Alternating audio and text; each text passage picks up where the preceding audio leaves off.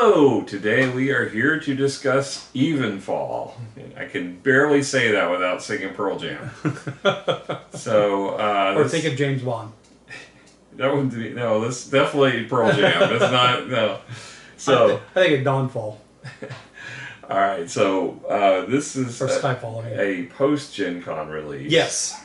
So, what can you tell us about this game, Rob? I can't do that yet. I can't do it yet. You guys need to hit the subscribe button. That's right. You have a job to do here. That's right. You have the subscribe button, notification bell. Hit the notification. So you can follow along, so we can see all of our exploits and hijinks and what have you do. That's right. Because board games are supposedly amazing. Yeah, according to our resident expert. That's what we hear. Miranda, yeah. So that's what she calls. And that's apparently what we do here. That's what we do. Apart from coming with really bad puns. That too.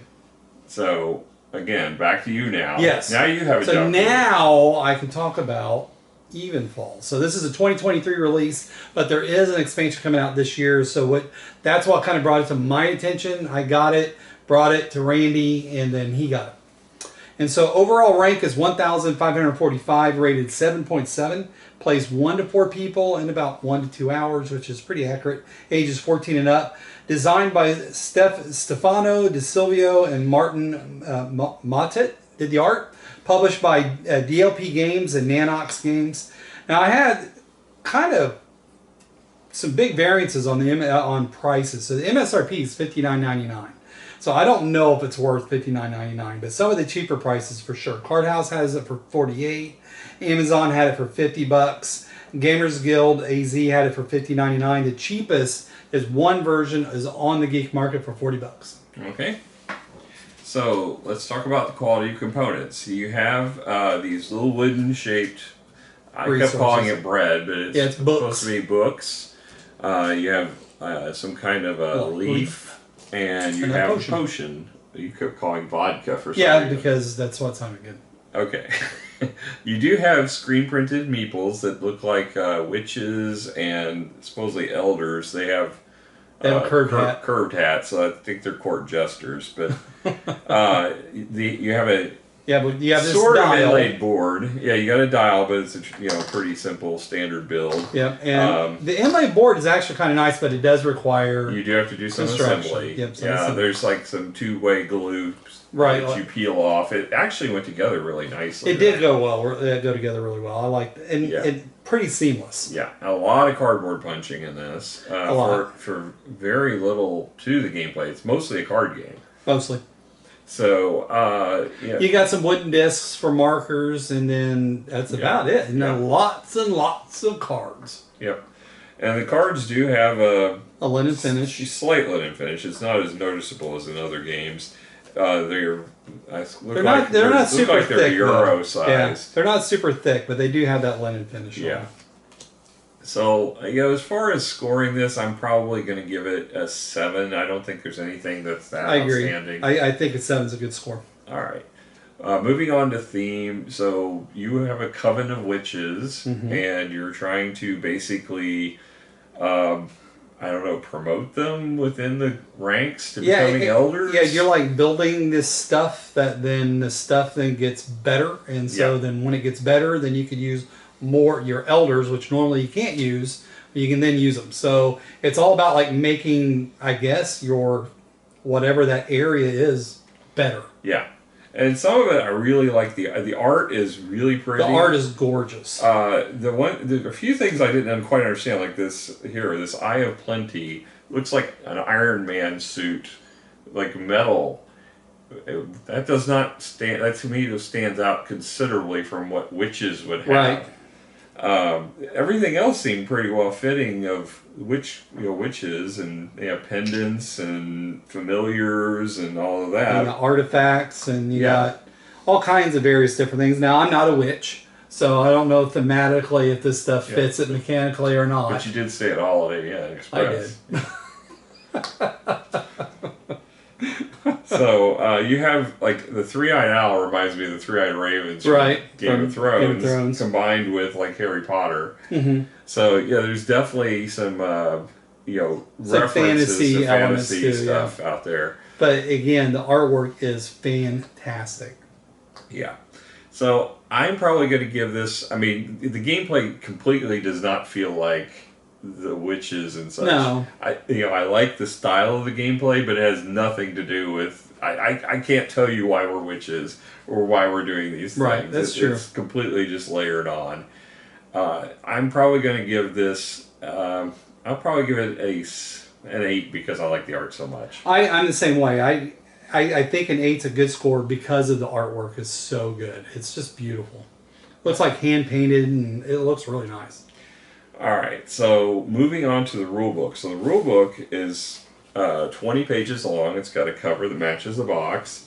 It goes into the. This almost looks like a comic book here. And one thing I note, too, that we didn't talk about as components is it does have a separate board for just solo play. Yeah.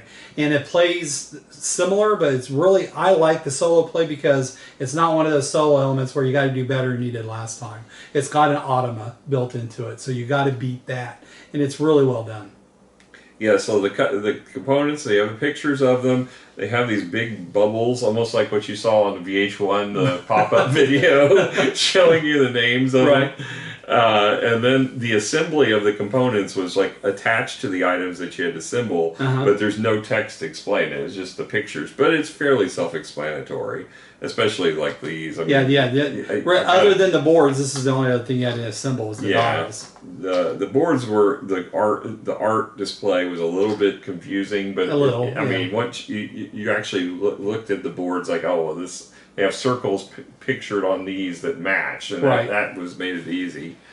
So I'm not sure how helpful that was. The demonstration in the book was. Then you have your setup of your gameplay, because it is a card game. It takes no time at all to set this up. You put your boards out and you put cards where it looks 2 like stacks of cards. Go. Yeah.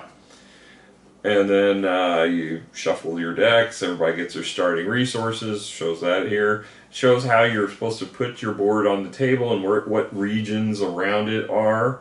Because this board basically divides your sections into 4 key regions, and then you have areas around those regions for storing resources, supposedly. I never used them. I just put them on the board. Right, me too. So then goes into the gameplay is on page 6, and it lasts from 6 to page 13. No, it's round in 14. So it's only about 8 pages, but it is tiny font.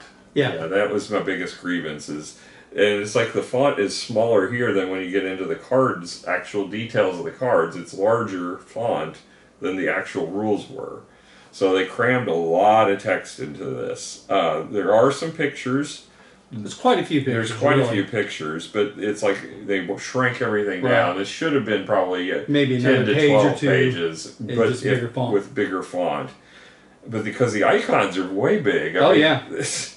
And those are tiny on the actual cards and board, but here they're like twice or 4 times the size of what they are. In addition, you do have a cardboard sheet. Yeah. And so I found it to be very useful. It was. So I thought tiny. It is tiny, but it was very effective. So they did a good job on that. Yeah, that actually had everything you really needed to teach the game on it.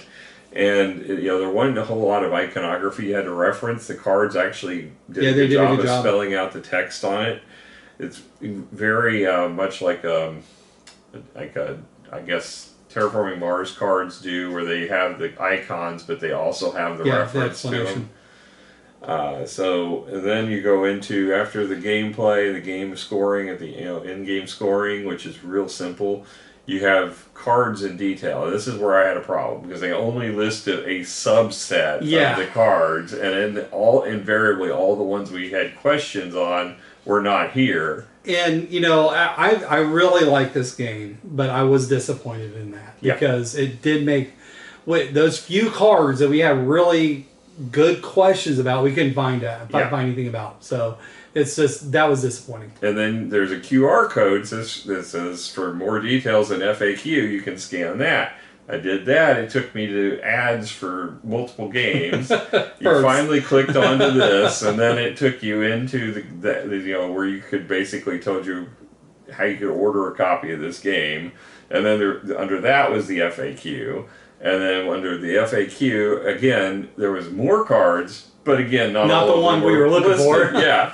So that was the biggest frustration, is if you've got questions about a particular card, you may not find it. Now this is a two-side board on each player. So one side is everybody has basically the same standard resources, and there's no special abilities. The other side, everybody has a special ability. And you have these little tiles too, so you can also do everyone has the same one, or you can use one that everybody has something they're different. associated with the sides of the board. So the other side, that's true. The other side of the board has got the special ability, and then the automas in here, and that's only from page 18 to 20. So. Yeah, because for the most part, when you learn the game, the automa version isn't that much more complicated. It's just running the second board.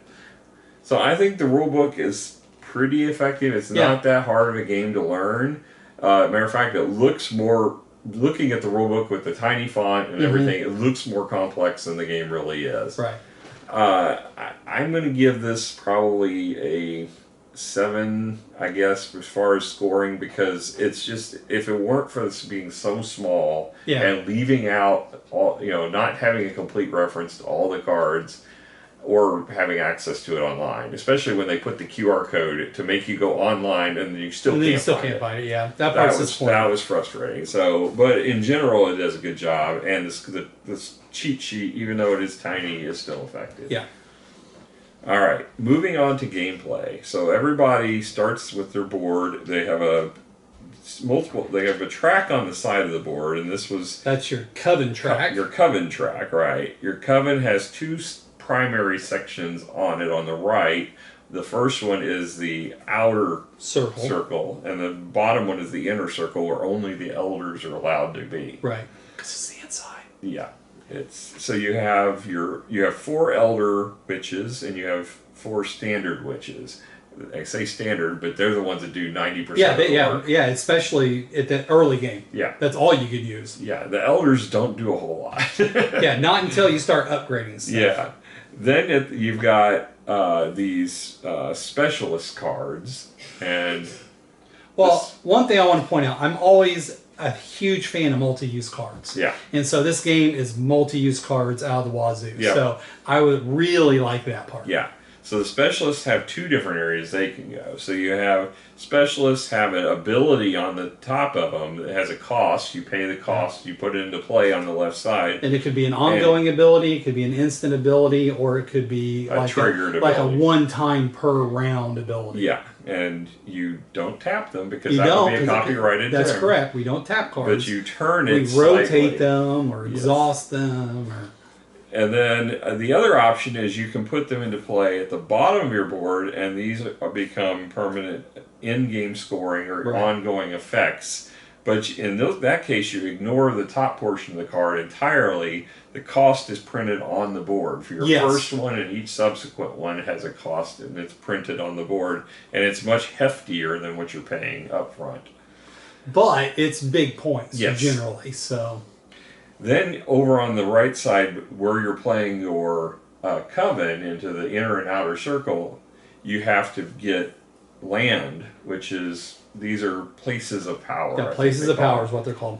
And you start with one generic one that's associated with your faction. And they're all the same, though. But it's just the artwork is specific to your faction. Yes.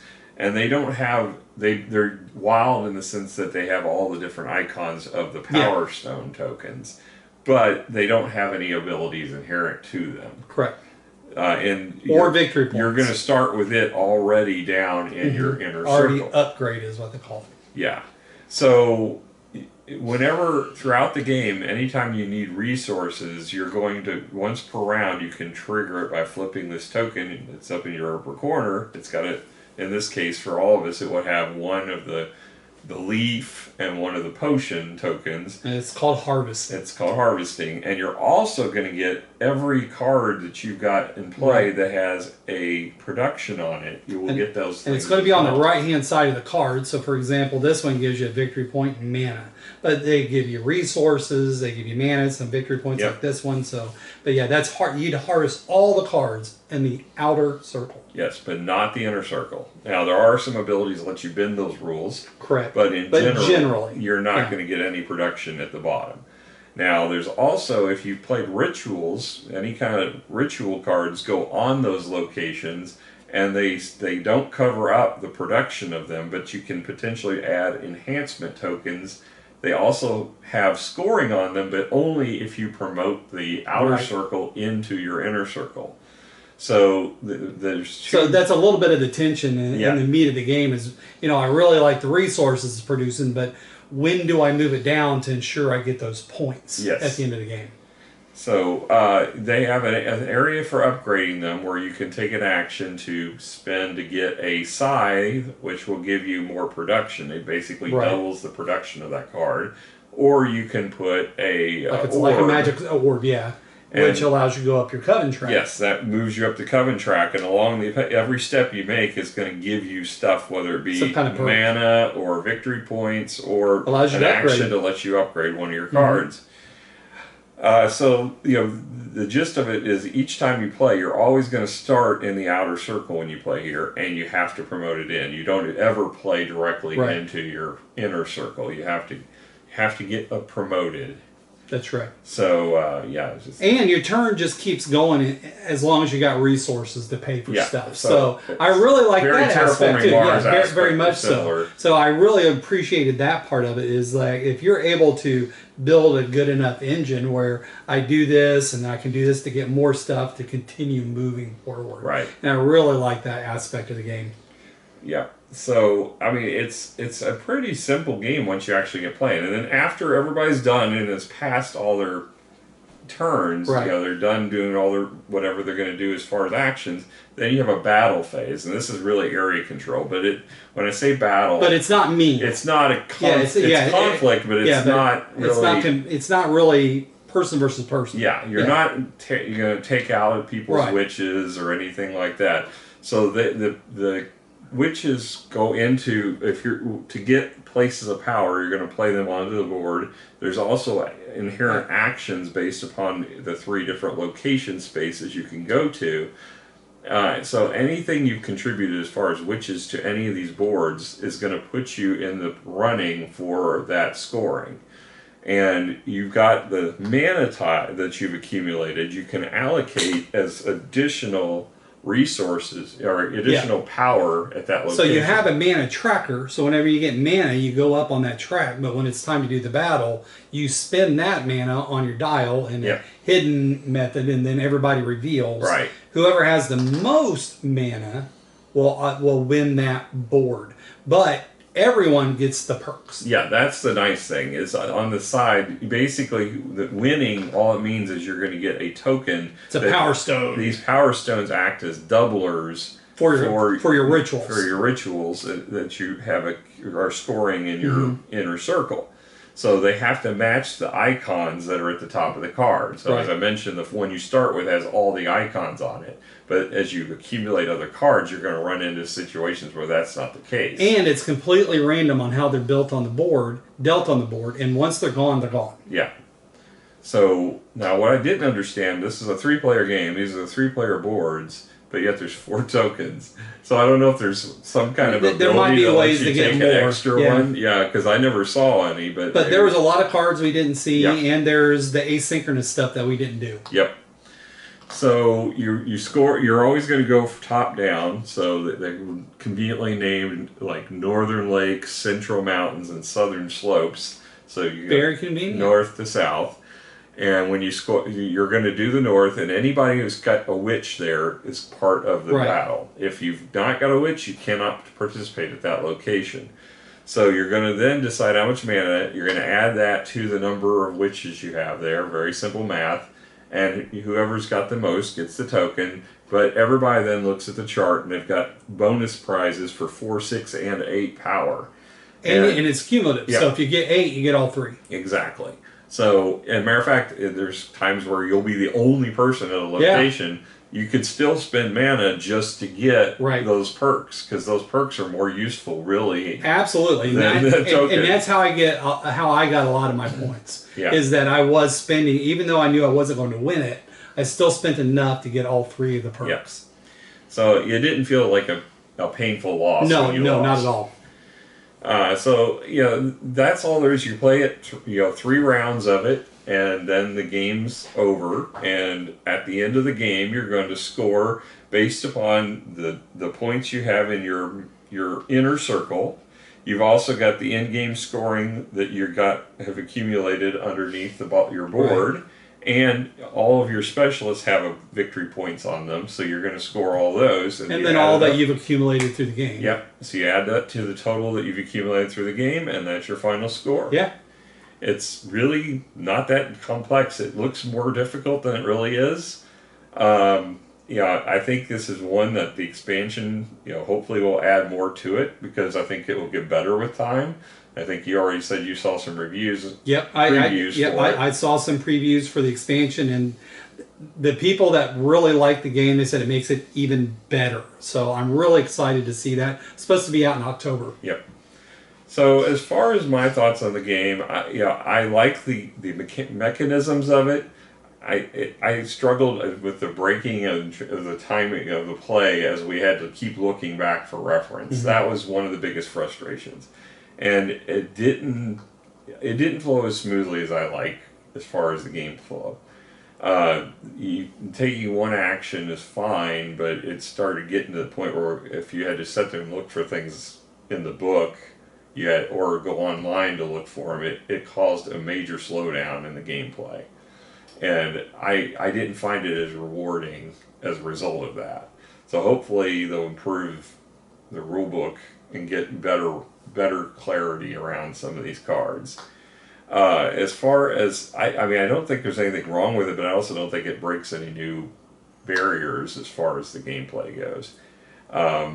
It's just and I think they could have done more with these elders. The elders felt like a waste in my opinion. I think I'm completely a different opinion. I really like the elders because I was able to build up enough cards and got them promoted to where I could use the elders to do that and still harvest on my inner circle, which mm-hmm. normally you can't do. I was getting victory points. I was able to use other people's cards because I got them, and that was all just my elders, where my witches were able to do stuff on the board and things like that. Well, you also had ability to let you use your elders on the board, yes, which I didn't. And so I felt the opposite. I felt that it flowed very well and everything made sense for me. Now, yes, I do agree. It was frustrating in the rule book and not being able to find those cards. But once I got past that, I just really like this game. Yeah. Well, you won it again. Well, that's not the reason why. I think that I would have liked it just as much if I lost it, because it just, things it fit, and I liked how it fit.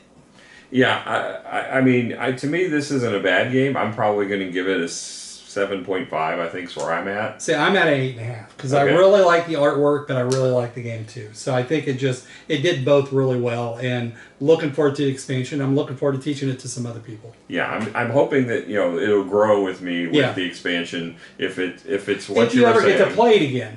If I ever get to play it. So, we got to remember. So. Well, we do have a lot of games to go through. Just a few. and it's not like this one's hard to pick back up. Right, and it didn't blow your mind away either. So. No, it's definitely. I mean, I tried to learn 2 games at once. Right. And this was the second one I learned. And when I first looked at the rulebook, I'm like, oh, great. This is going to cause me to forget everything I knew about the other game. And then I looked, I'm like, this is not hard at all. No. So that's our thoughts on Evenfall. Let us know what you think of the game if you've had a chance to play it. Or, if you like Pearl Jam, let me know that too. What's your favorite Pearl Jam song? I'm definitely a grunge guy. So, right. So, Alice in Chains, my band, but I don't know if they're not your band. Well, it's your favorite band. Yeah. But they're not yours. They haven't released any board games like Down in a Hill or something like that. If they did, though, I would probably pick it up. Probably, no matter how bad it was. Be singing the name of the song or the game. So unfortunately, we can't do that here. 1, because I don't want to scare you away, but 2, because copyright would probably ban us if we started singing Evenfall. All right. So until next time, you keep on rocking, and we'll keep on playing. That's right. All right. Bye. Bye.